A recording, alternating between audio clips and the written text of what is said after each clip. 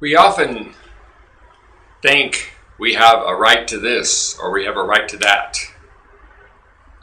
And I want to suggest, especially in a personal context, that you can probably get much more of what you want if you let go of the idea of rights.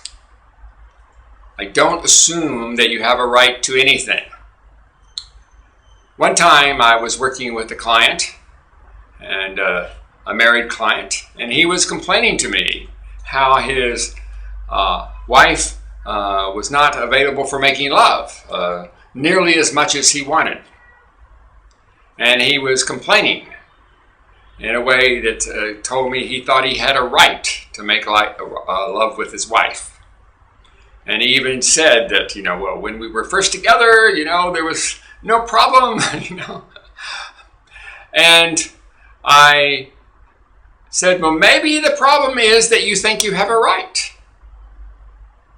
Because when you first were together with your girlfriend, wife, you didn't think you had a right?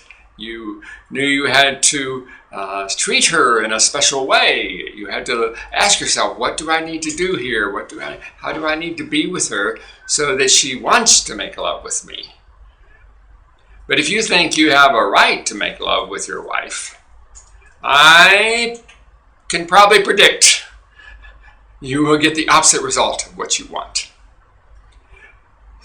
And this principle applies in a lot of different areas in our relationship with people. If we think we have a right to be treated this way or that way, we're not likely to ask ourselves, well, what could I do differently? Or how could I be in this? Or how could I have a conversation with this person, like a partnership conversation, to see how we could both be happy?